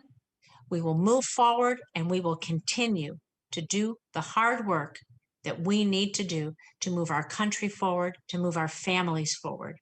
And I'm just looking forward to continuing to do that after November 3rd and beyond. Thank you. Thank you so much, Senator Rosen, for those remarks. You know, as Jews, we are known as the people of the book. Words matter, laws matter, and words and laws shape how we carry out our practice as Jews, and it also shapes how we live our lives as Americans. And the next two speakers couldn't be better to speak to that than Chairman Adam Schiff, and Chairman Jerry Nadler. So Chairman Adam Schiff chairs the House Permanent Select Committee on Intelligence. He's a congressman from California's 28th Congressional District and is in his 10th term in the House of Representatives. When he was in his first term, I was a lawyer working on the House Judiciary Committee's minority staff, and I got to meet him then when he had just won a difficult but successful election in a tough district in Southern California. We all know him now as one of the lead managers of the impeachment process, and we heard him time and again offer reasoned and impassioned speeches on the Senate floor, and he has played a critical role in performing the oversight necessary to hold this administration accountable. Thank you so much for being with us, Chairman Schiff. Well, thank you. It's a great pleasure to join you. Hello, fellow Democrats. What an amazing convention evening we got started with last night with that incredible speech by Michelle Obama, and there is a lot more to come. But it's really an honor to join you today. I was asked to spend a couple minutes discussing national security threats facing the country. But in the interest of time, I'm going to focus on just one, and that is the threat to democracy. I think for all of us that have grown up in the post-World War II generation, we have been used to a world in which our freedoms were ever increasing, and those for people all over the world. More freedom to speak as we would, more freedom to associate with whom we would or love whom we would. And I think we grew to believe that these forces were somehow inexorable, that to paraphrase Martin Luther King, the moral arc of the universe may be long, but it bends towards justice. Only to find that there was nothing immutable about this. And sadly, tragically, in the last several years, we have seen a decline of democratization around the world. We have seen a rise of the autocrats, and it challenged the very idea of democracy. As autocrats have taken power and strengthened their hold in places like Hungary and in Poland, in Brazil and in the Philippines, where others have done away with democratic institutions or attacked them, increasingly in Turkey, in Egypt, and elsewhere, with the rise of far-right parties in France, in Austria, in Germany, and elsewhere. And so we have on the global stage a profound threat to democracy. We have several actors who are affirmatively engaged in the struggle against democracy. Of course, Russia, first and foremost, with its malign activities over the years, including to the present day, in which Russia is seeking to denigrate the campaign of Joe Biden and help re-elect Donald Trump. But we've also seen China export its digital form of totalitarianism, marketing its Orwellian called or sounding Safe Cities initiative with CCTV cameras and big data analytics and facial recognition software to allow autocracies to maintain a stranglehold on their populations. But it came as a rude shock to me over the last several years to realize that the greatest threat to democracy in America actually comes from within. It comes from a president determined to tear down our democratic institutions, a president who calls the press the enemy of the people, who has done more than any other president in memory to belittle and undermine the independence of the Justice Department, who has abused the pardon power, who has stonewalled Congress, a co-equal branch of government. The list goes on and on and on. Over the last few years of his life, I had a chance to get to know somewhat the late, great Senator John McCain and travel with him to the Munich National Security Conference. And one of the wonderful things about traveling with John McCain is he could invite anyone to dinner and they would come. And we had dinner with Bill Gates and Bono one night during the conference.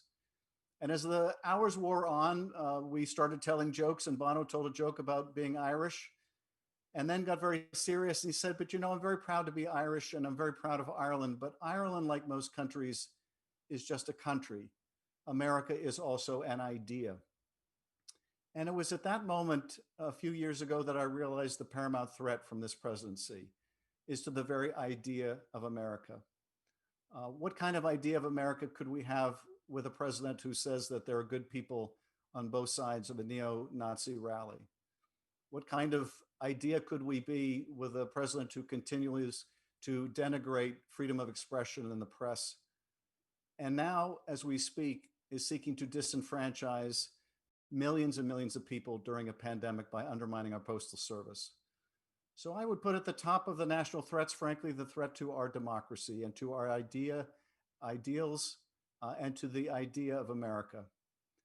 Thankfully, we have a champion in Joe Biden, and we Californians take a particular pride in Kamala Harris being on the ticket.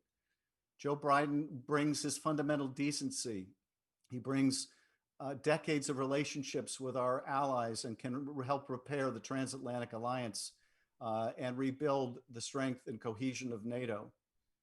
But perhaps most importantly, Joe Biden brings a devotion to our democracy, to rebuilding the institutions of our democracy, to protecting our democracy. As we know only too well as Jews, when democratic ideals are attacked, when democratic protections are undermined, we and any other minority community is imperiled. We have a particular stake in the survival and the prosperity of democracy. So we know what we need to do. We need to vote. We are present in sufficient numbers in key states where we can make the difference. We need to vote, and we need to vote early. And thank you for all your activism and engagement, for everything you will do from this moment until the last hour and hours of this election, and thereafter, if necessary, to preserve and protect our freedoms and our democracy. It's an honor to join you. Thank you so much, Chairman Schiff, for those wonderful remarks. Tzedek, tzedek, terdov. Justice, justice, thou shalt pursue. That command shapes us as Jewish Americans. And now I'm pleased to welcome someone who has exemplified that in every phase of his life. Chairman Jerry Nadler, who represents New York's 10th Congressional District, where I'm presently living, and who serves as the chair of the House Judiciary Committee, one of the places I previously worked, as I said earlier. Chairman Nadler has served in Congress since 1992, and in the next Congress, he will be the most senior Jewish member of the House of Representatives. He's a graduate of Crown Heights Yeshiva, Stuyvesant High School, Columbia University, and Fordham Law School, and someone whom I can call a friend who has been personally helpful to me since I've come up here to New York. Chairman Nadler, thank you. Well, thank you, Matt. One of our jobs in this campaign is to assure that Jews feel a sense of safety at home and in the Democratic Party. We know that when you have a president who says that neo-Nazis at Charlottesville are fine people, when you see, as a result, the rising anti-Semitism in the United States, when you see shootings in Pittsburgh, that we cannot be secure. Joe Biden has long been an opponent of anti-Semitism and of every other form of racism. And people must know, we must tell people, that Trump's approach is willfully dangerous to Israel. He is willing to sacrifice the two-state solution, which is the only guarantee of a Jewish and democratic state, and the only guarantee of the dream of our people for 2,000 years, and the only guarantee of human rights for Palestinians as well as for Jews, because we know that both Jews and Palestinians, like all people, deserve the right of self-determination. Now, the Republicans are spending a huge amount of money to try to portray the Democratic Party as somehow hostile to Israel. We know that nothing could be further from the truth. We know that the anti-BDS legislation that Brad Schneider and I sponsored passed overwhelmingly in the House on Democratic votes. And we know that Joe Biden has shown an ironclad support for the two-state solution and for keeping Israel militarily strong, is when he supported the Iron Dome and other appropriations for Israel. But of course, the Jewish community doesn't care only about anti-Semitism in Israel. We want to see a country where all our people enjoy economic security, where everyone enjoys the economic security that we started to build on with Franklin Roosevelt. And we know that Joe Biden will continue that campaign to make sure that everyone can live in economic security, that is the heritage of the Democratic Party. We also need to be able to count on the protections of the rule of law. Trump is the greatest threat to the rule of law and to equality since the Confederacy. We know that Joe Biden will be a guarantor of civil liberties and the rule of law. We know that he knows that no one is above the law. As chairman of the Judiciary Committee, our jurisdiction is squarely to protect the rule of law, to protect abortion rights and women's rights and minority rights and LGBTQ rights and democratic rights and civil liberties in general. The Jewish community has always been deeply involved in the struggle for civil rights, from the time of Rabbi Heschel marching with Martin Luther King to the Black Lives Matter movement of today. And we know that Joe Biden will continue to be a key partner in advancing civil rights for everyone, as in our recently passed in the House, but not in the Republican-controlled Senate, George Floyd Justice and Policing Act. In this campaign, we must work like our lives depend on it to ensure a Biden victory, because our lives do depend on it. If we want to live in a country where our liberties are secure and our protections against neo-Nazis and other racists are strong, we cannot tolerate another 4 years of a racist, Nazi-cuddling would-be tyrant like our current president. Joe Biden's election is the absolute precondition for the humane, tolerant, civilized America that the Jewish community requires for a safe existence. After all our experiences with terrible situations elsewhere, we found a haven in the United States, and to maintain that haven, we must have a safe, tolerant, civil liberties compliant America that is threatened terribly by Donald Trump, and that we know that Joe Biden will struggle for and support.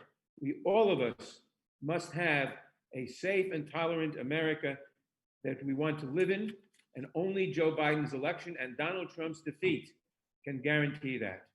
And this is what we have to educate the American people and the Jewish community, those parts of the Jewish community that don't know this already.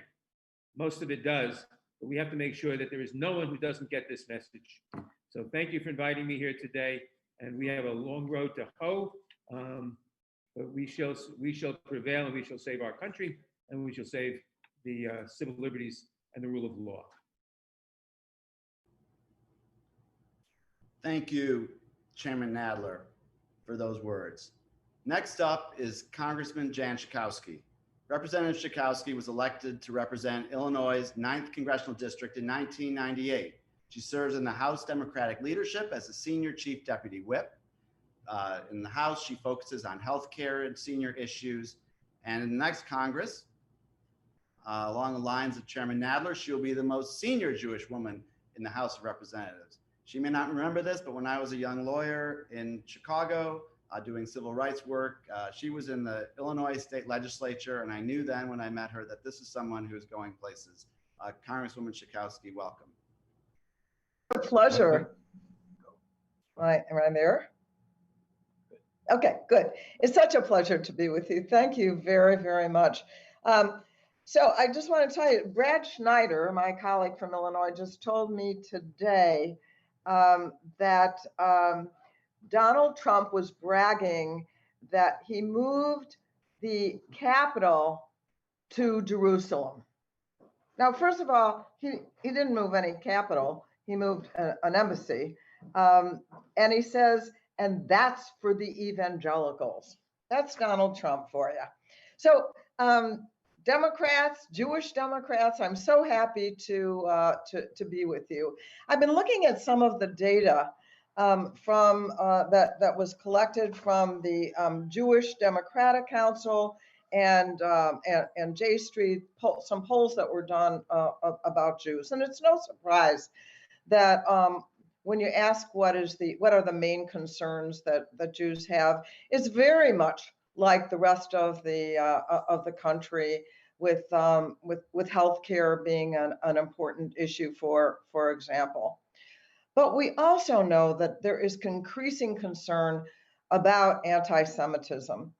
And J Street found a pretty amazing statistic. Now the last poll that they did was after the election in 2018. But it found that it says on their report, a shocking 72% even state that Trump's comments and policies are, quote, very or somewhat responsible for the shooting at the Tree of Life Synagogue. So the feeling that Donald Trump is actually someone who has stirred up, has promoted anti-Semitism is very widespread in the Jewish community, where many people feel less secure now with this president than really at any time that this has been measured before, and I think for very good reason. And so I think as we go forward, that we have a huge stake in making sure that Joe Biden and Kamala Harris take over. You heard, I listened to the amazing Adam Schiff and to Jerry Nadler. Everything we care about as Jews, about justice, about racism, about anti-Semitism, those things are all on the line right now. It is hard to even imagine what another 4 years would mean, not just for the Jewish community, but for all of us. We saw in the uniforms that were worn when people were being picked up on the streets and put into cars that are unmarked and taken away. We have seen what fascism can look like in the United States of America. And so I think as much as any group of people who have stood, as Jerry said, with Black Lives Matter, have stood with Martin Luther King, have stood with the blessed friend John Lewis, who we just lost, that we have to stand up straight and tall. Now, I did want to talk just 1 second about a couple of issues. The House of Representatives passed a couple of very important resolutions. One of them was to reaffirm that we believe in a two-state solution for the state of Israel and the Palestinians. And the other, and I was very proud to be one of the leaders of this, we passed a resolution. We had a letter that had 191 members, Democrats, on it, that was sent in an unusual manner to Benjamin Netanyahu. We don't usually send mail to foreign countries, but we sent this one. And what it said is that unequivocally against annexation. And this letter, I think probably, and the anti-annexation attitude in the United States of America, I think has played somewhat of a role. But let's be clear, Donald Trump says that this is a temporary halt as we deal with the UAE and the new relationship that they have with Israel. But nonetheless, we were able to convey Jews in a more conservative side and the more progressive side that we are against annexation. And, you know, we have, many of us have long stood against the demolitions that we've seen there. But the other polling result was that 90% of American Jews believe that you can be pro-Israel and also critical of the government of Israel. And I think that's where we have to stand right now. And I think that the spread of fascism and fascist-like countries around the world have been stimulated by this president, by Donald Trump. And I do believe when we change to a sane foreign policy, to sane leaders, that we're going to see that we will have more success with diplomacy around the world, that will be able to help quell some of the fascist tendencies that we see. By example, the United States of America, that has always been able to promote democracy and our democratic values around the globe, will rise again with the leadership of the Biden-Harris ticket. So we need to be active, and I think that's why you're there. and online, and would be there in person if you could be. So let's get together and make sure that we get our values, our truths out there, and our votes out there as well. Thanks. Thank you, Congresswoman Schakowsky, for your work in the House and for those remarks. Next joining us is Congresswoman Debbie Wasserman Schultz. So you can't see her now, but she's in a car. So I saw this and I thought immediately one of two things. Either A, she's sitting next to James Corden and is going to do carpool karaoke, or B, she's sitting next to Jerry Seinfeld and it's going to be comedians in cars. I don't know because I can only see her, but we'll find out when she comes on screen. Representative Wasserman Schultz represents Florida's 23rd Congressional District. She has served in Congress since 2005 and is Florida's first Jewish woman member of Congress. Her first bill in the House was to establish May as Jewish American Heritage Month, and in an effort, which was an effort to reduce anti-Semitism, hate, and bigotry. She previously served as the chairman of the Democratic National Committee and currently serves as chief deputy whip of the Democratic Caucus in the House. But most importantly, she's a friend who's been helpful to me as I've worked on Jewish engagement and outreach since coming to the White House back in 2013. And second, she is from Florida, and I am always thinking at election time of the late Tim Russert holding up that sign that said Florida in his writing with magic marker in 2000, underscoring the importance of that state in this election, in that election and every election since, and especially in this one. So thank you for being here today, Representative Wasserman Schultz.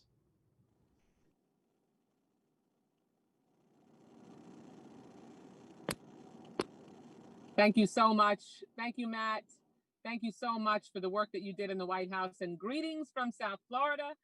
Yes, I am in a car because I am quite literally on the campaign trail. Today is primary day in Florida, and so, but there was no way that I was going to miss the opportunity to speak to our Jewish activists across the country, because there has not been a more important election in our lives, and I think we can all confidently say that there won't be a more important election than this one in any of our lives. And it's wonderful to join everyone so that we can make sure that we turn Florida blue, that we turn the nation blue, and that we elect our next president of the United States, Joe Biden.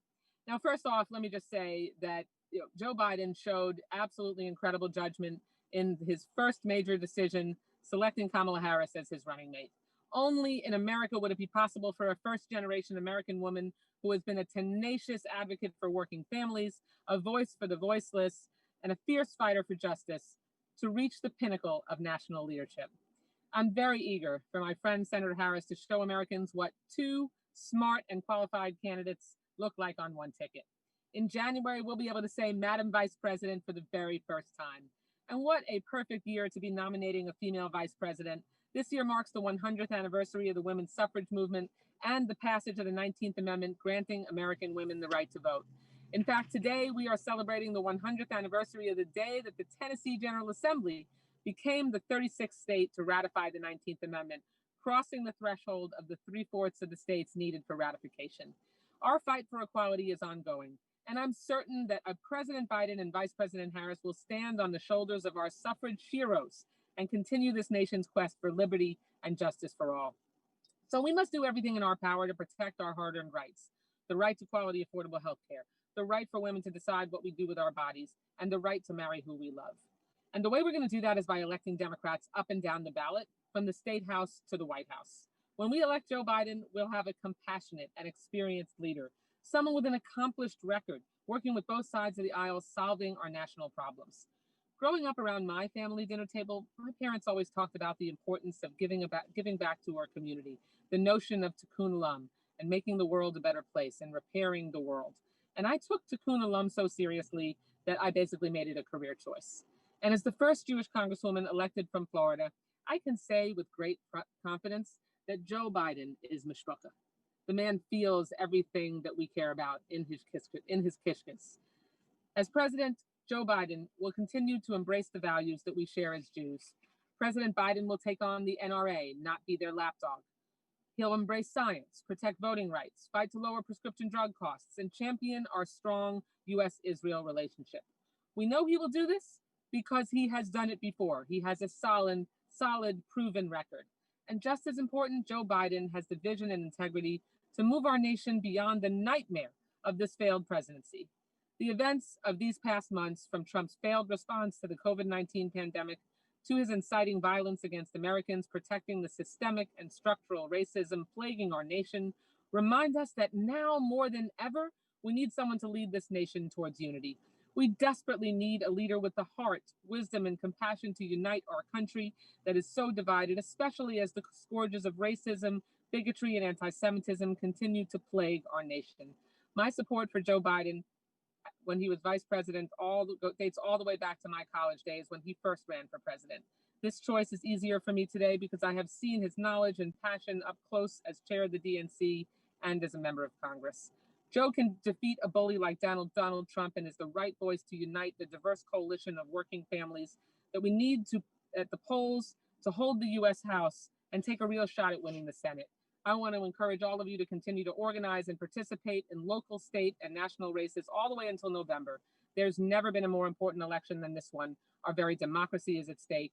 In order to restore the dignity of our nation, we must turn it blue this November, elect Joe Biden and Kamala Harris on to victory, not just for Democrats, but for all Americans. Thank you so much. Thank you, Debbie, and good luck out there on the campaign trail. So now we're going to have another member of Congress in the car. I guess there maybe should be a Netflix show, Congress People in Cars. But we're pleased to be joined by another member of Congress from Florida, which is probably why he's in a car, Ted Deutsch. Representative Deutsch represents Florida's 22nd district, which includes Parkland, Florida, where the tragic shooting occurred several years ago. Now serving his 6th term in the 116th Congress, he's the chairman of the House Ethics Committee and a senior member of the House Judiciary Committee and the House Foreign Affairs Committee, where he serves as the chair of the Middle East, North Africa, and International Terrorism Subcommittee. Representative Deutsch is a well-known champion of the U.S.-Israel relationship and a leader in the fight for sensible gun control measures. Ted, it's great to see you and welcome. Well, thanks very much, Matt. Let me do that. I don't think anybody would watch that TV show, Members of Congress in Cars, but it's great to be with you, and it's great to be with so many of my colleagues, and to join Jewish activists from all around the country who understand what's at stake in this election. And I'm just going to focus on one thing, Matt, and you just touched on it. There is a really important principle in Judaism that says that to save one life, it is as if to save the entire universe. And I represent Marjorie Stoneman Douglas High School in Parkland, Florida. And there's nowhere where that is a truer precept. What we have seen in South Florida since that horrific shooting on February 14th, 2018, is a response that was community-wide, but it absolutely came in large part from members and leaders in the Jewish community. After 17 people were gunned down in the hallways of the high school and 17 more were injured, we saw every synagogue of all denominations in South Florida and around the country host programs focused on stopping gun violence. We saw youth groups, Jewish youth groups all around the country focused on stopping gun violence. They understand that 136,000 people are shot in America every year, and 36,000 of them die. And they understand that we can do something about it. And in this race, Matt, and to everyone who's joining, in this race for president, the contrast couldn't be any starker. We have, in the case of Joe Biden and Kamala Harris, we have leaders in the gun violence prevention movement who understand what's necessary, who understand that we can act in a way to save lives. And we have leaders who understand what empathy is. Joe Biden, after the tragic shooting in my district, Joe Biden absolutely understood and showed that empathy to my community, to the people of South Florida. And he understands what can be done.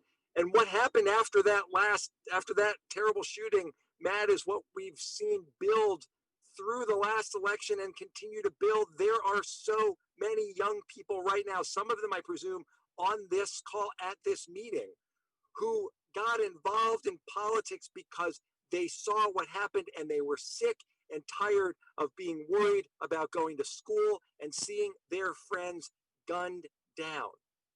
And so to contrast that with Donald Trump, who sat in the White House 2 seats away from me and vowed he was going to take action, and then met with the NRA and cowered, as he always does, to their demands. The young people helped turn the House blue in the last election and helped deliver a gun safety majority. They've stayed involved. So many more people have gotten involved in that movement. And together, all of us who know that we can have universal background checks signed into law by President Joe Biden, all of us together are going to help deliver the continuing majority in the House, a gun safety majority in the United States Senate, and we will have in Joe Biden and Kamala Harris fierce advocates and friends who will work with us to make our communities, our schools, our neighborhoods, and yes, our synagogues safe. That's what's at stake in this election, among so many others. I'm so proud to join you, and I'm so proud as a Jewish American to be able to fight with all of you for a country that will be more just, that will be more empathetic, and that will recognize the opportunities to build a stronger country better than it was before by doing it together. Thanks for having me. Thanks everyone for being here and being together. Thank you so much, Ted, for all of your work in Congress, and particularly on your work to battle the scourge of gun violence and to keep Florida blue in this most important election. Before I introduce our last member of Congress who's speaking with us today, I want to say thank you to Representative Lois Frankel, who was to be with us here today, but she had to leave and go to an event that's a massive event for electing Democratic women with special guests, including Nancy Pelosi, an event that's occurring on the centennial of women getting the right to vote, as Debbie Wasserman Schultz and others have observed today. So now it's my great pleasure, and last but definitely not least, to introduce my friends, my brother-in-law and the member of Congress from Michigan, Andy Levin. Andy represents Michigan's 9th Congressional District. I'm a Michigander as well, and as we all know, Michigan is definitely in play in this election, but with the work of Andy and so many others, it's going to be blue on November 3rd. Before being elected to Congress, Andy was a union organizer, human rights activist, a workforce policy expert, and a green energy entrepreneur. He has also been incredibly active in the spiritual and social justice life of the Jewish community in Michigan, in Washington and Maryland when he lived there. And until being elected to Congress, he, like Senator Rosen, was also synagogue president. He was president of Reconstructionist Synagogue in Detroit, Congregation Tehillah, and was chair of the steering committee of Detroit Jews for Justice, an organization that he helped to create to fight for racial and economic justice in Detroit. And fighting for racial and economic justice is among the things that Andy's been doing his whole life. He's an inspiration to me and so many other people. So Andy, welcome. Matt, thank you so much. It's so great to see you. I'm not quite as cool as those Florida kids who are out in their cars campaigning, but I am here in Warren, Michigan, in my campaign office. In COVID, it's empty except for my intrepid field director, Nicole Beatty, who's back there somewhere. But it's really great to be with you. And what an inspiring event this is, and what an unbelievable first night of a convention we just had. You know, as I listen to the last couple speakers, I'm not so much thinking about Jewish unity as Jewish universality. Our values aren't to repair the Jewish world, they're to repair the whole world. Tikkun olam, repair the world. The most oft repeated commandment in the Tanakh is not about keeping kosher or going to synagogue or even marrying a nice Jewish boy or girl. It's about loving the stranger as yourself, treating the stranger with respect, everyone in the whole world. And Joe Biden and Kamala Harris's values are my values, and my values spring from my Jewish upbringing.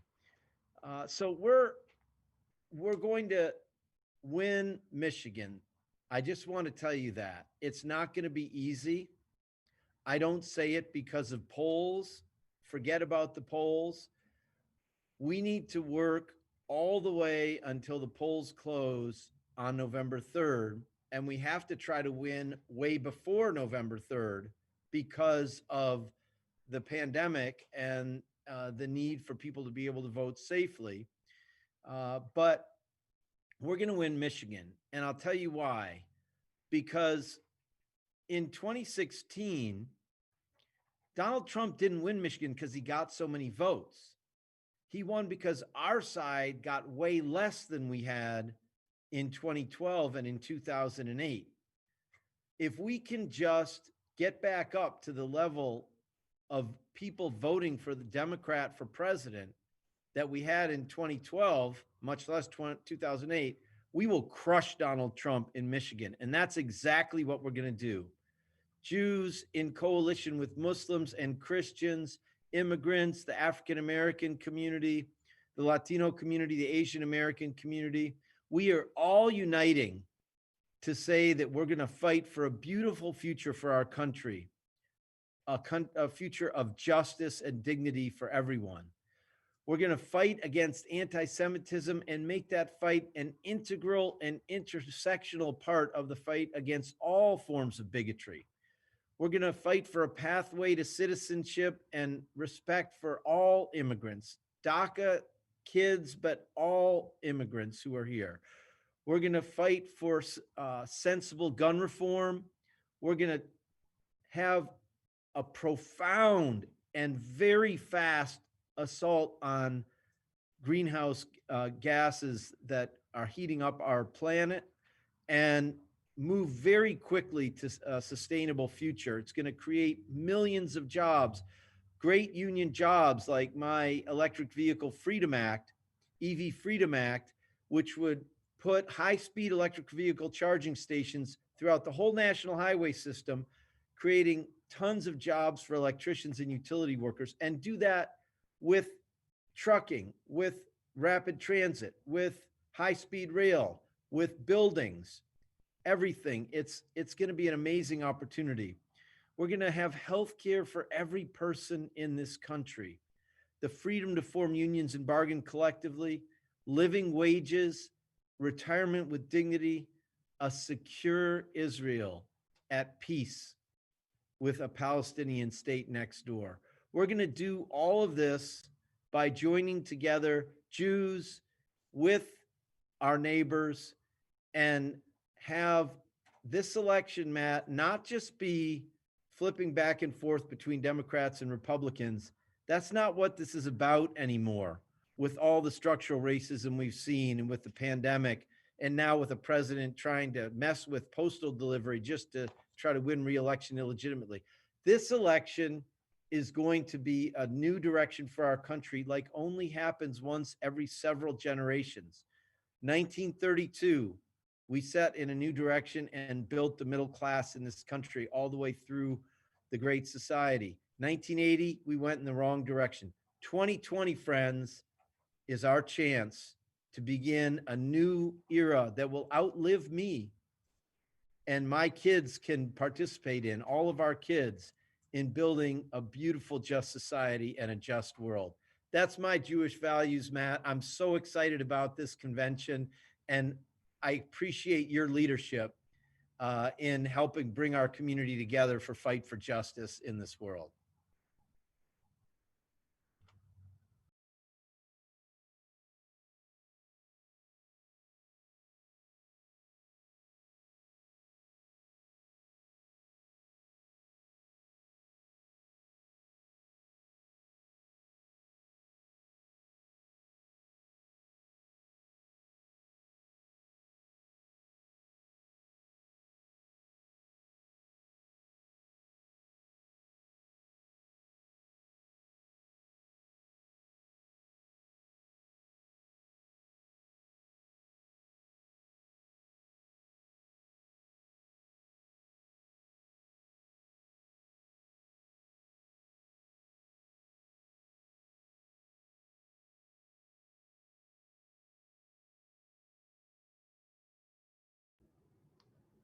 Thank you, Andy, for joining us today, for the inspiring words, and for not just talking the talk, but walking the walk. And I wish I was there this fall walking for you door to door, as I've done for so many Levens for so many years. Now it's my great pleasure to be joined for some closing words by my colleague and the Biden campaign's Jewish Engagement Director, Aaron Kiak.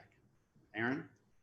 Thank you so much, and thank you to all of our outstanding speakers, panelists, and participants, and thank you, Matt, and the entire team for planning and hosting this gathering.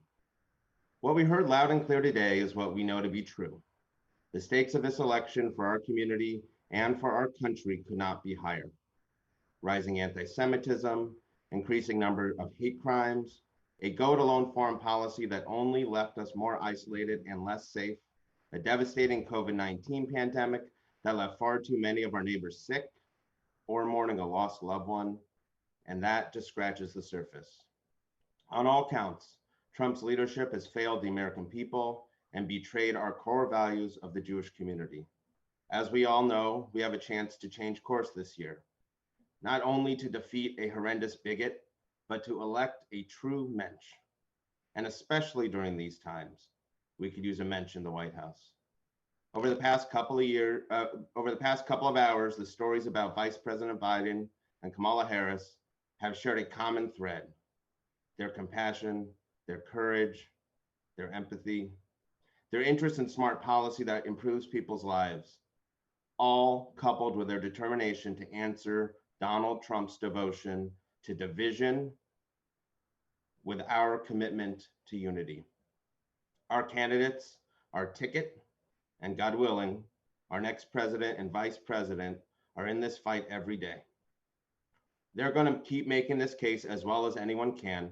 They're going to claw their way for every vote, but they can't do it alone. Nobody can win an election by themselves. Joe Biden and Kamala Harris can only take us so far. The rest is up to us. As we've said, and as we'll keep highlighting from now until Election Day, several of the most important swing states are home to sizable Jewish populations that push us toward victory. Jewish voters can tip the scales in Florida, Michigan, Pennsylvania, Ohio, Arizona, and Georgia, just to name a few. The fact is, the Biden-Harris team needs Jewish voters to turn out in November. It's our job, everyone on this call who took part in this virtual event, to make sure that happens. That means Jewish voters around the country need to take action as volunteers. We need to be organizers, as a community committed to civic leadership and social justice, as a collection of Americans dedicated to the ideals of pluralism, possibility, and the promise of a more perfect union. We simply can't afford to sit this election out, the most important election of our lifetimes. What happens at the polls will affect everything we hold dear. So here's what we need you to do. Volunteer, show up, participate, amplify, and lead. Be our front line, our trusted messengers, and make calls or send texts to voters in battleground states. Help us put Joe Biden and Kamala Harris over the top. After the convention, we'll be rolling out weekly national phone banks, building off the great work of the Jewish Women for Joe phone banks, as well as new text banks. Keep an eye out for how you can get involved. For now, everyone should go to joebiden.com/take action. That's joebiden.com/take action and sign up for 2 shifts right now. And if you were already going to sign up for 2, then sign up for 4. We all need to do a bit more than we were planning just to make sure we bring this home. One more thing. We want to make sure you get every piece of information about volunteer opportunities as they come out. So if you haven't already, please sign up at joebiden.com/coalitions. joebiden.com/coalitions, or text JFB to 30330, as in Jews for Biden, but just those 3 letters, JFB to 30330. 330. Wishing us all hatzlacha. Now let's get this done. Matt, back to you. Thank you, Aaron, for that call to action. So it's text JFB to 30330. You know, I was sitting here thinking about the fact that Aaron described and others have described Joe Biden as a mensch. I read last week that Kamala Harris's stepchildren call her Mamala. So I just thought of a new combination of Mamala and the mensch. And, you know, you heard it here first. It could be a great series on Netflix, but it's going to be an even better president and vice president combination when Joe Biden and Kamala Harris are elected to serve on November 3rd. I want to thank all of you for joining us here today and on the virtual campaign trail. I can't wait to see each and every one of you at phone banks and text banks and other events in the coming weeks. As Aaron said, if you sign up for 2, sign up for 4. Whatever you're thinking of doing now, you need to do 2 times as much or 3 times as much, so all of us leave everything on the field when this election is over on November 3rd. I also want to take a moment to thank all of the people who helped me and worked so hard to make today's program happen. Thanks again to my partner in the Jewish outreach efforts, my friend Aaron Kiak, to our showrunner, Aaron Weinberg, who did this incredibly well 4 years ago, so I had big shoes to fill, and to our indispensable staffer, Gabriel Barnett. Thank you to all the other folks who helped make this happen: Hillary Brandenburg, Alex Sobko, Jonathan Green, Larry Stern, our producer, and all the folks at Happily. Ashley Alvarez, Manny Tomaszewski, Timothy Chang, Matt Thielen, and the folks at the DNCC, the Democratic National Convention. I won't repeat the sentiments of everyone else. We all know what we have to do. Go sign up. Text JFB to 30330. Make calls and texts. Amplify our message. Talk to your friends. Talk to your neighbors. Talk to your family. And together, we can and will help elect Joe Biden and Kamala Harris. Thank you and have a great day. Enjoy the rest of the convention.